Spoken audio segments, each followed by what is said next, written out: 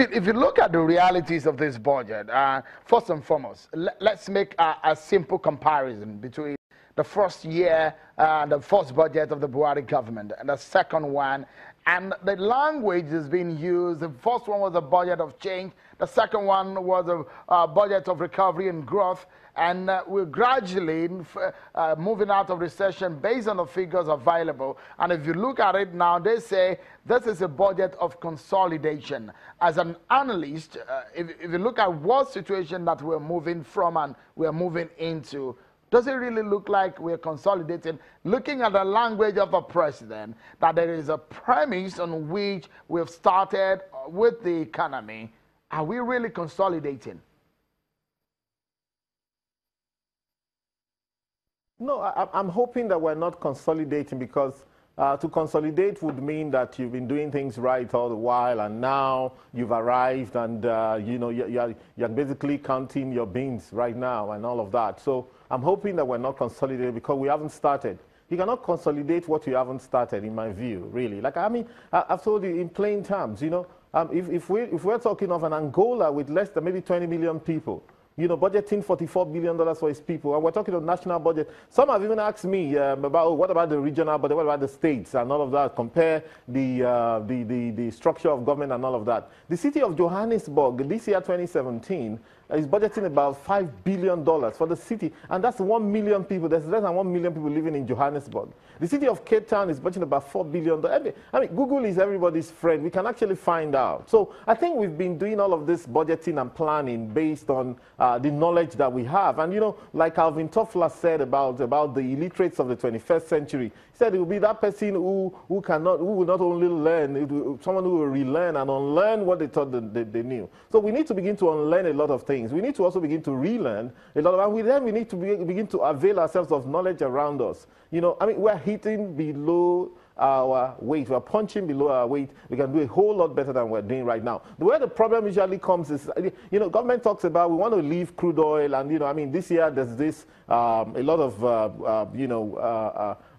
capital has been made out of the fact that, okay, we're going to be generating, they split it into two, oil revenue, and then non-oil revenue, and we're hoping on about maybe 3 trillion of non-oil revenue and all of that. Right? Okay, fine. That's okay. But the point is, we oughtn't be looking at oil at all in this respect. I mean, as I was coming here, I was actually reading something written by the budget boy, the guys in Budget IT, and he was talking about Nigeria's budget being maybe something just for contracts, people, a contract bazaar, something like that.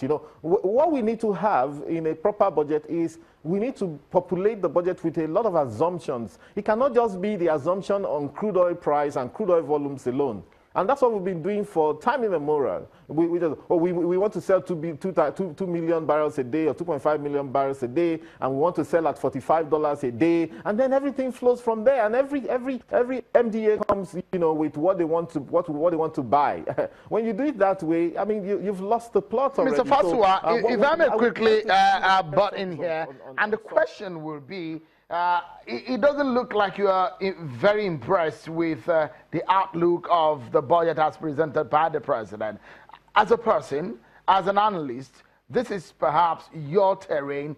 What would you rather want to see in a budget of a government which says is as a government of change?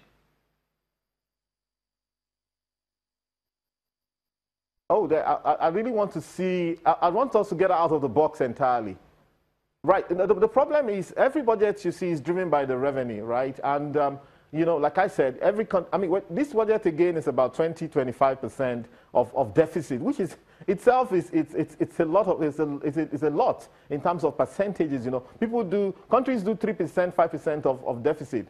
Greece got into trouble for doing 11–12% deficit, and we're talking 20–25, 35% deficit here.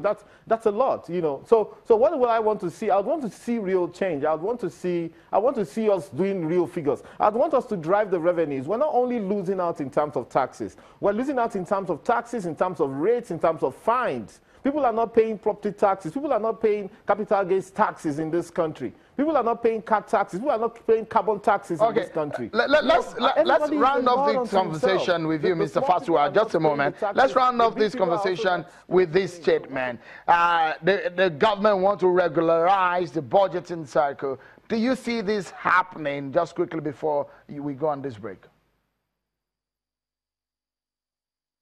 Well, that can happen, but for me, I mean, I'm talking about the real issue is that we should be planning 15, 20 trillion naira budget right now. And we should be getting 14, 15, 16 trillion in terms of revenue, not the kind of figures we're getting, hoping to get 6 trillion revenue. We should be getting, there's so much being written off in terms of waivers and all sorts of guys going to different ministries. The IMF did a report on that in August, which I also analyzed in one of the newspapers and so on and so forth. So the issue would not be January to December. That's why if you're doing January to December on very mediocre figures, you're not going to achieve much at the end of the day. But if they can achieve that, okay, well, fine and good. I mean, the president has laid the budget early enough. But I'm saying that and then when you break down those budgets, what you see is all sorts of luxury acquisitions for a few people here and there in government. You can't drive an economy like that. This economy is too big for those kind of figures that we're seeing. Okay, we take a breather now. When we come back, we give you an insight more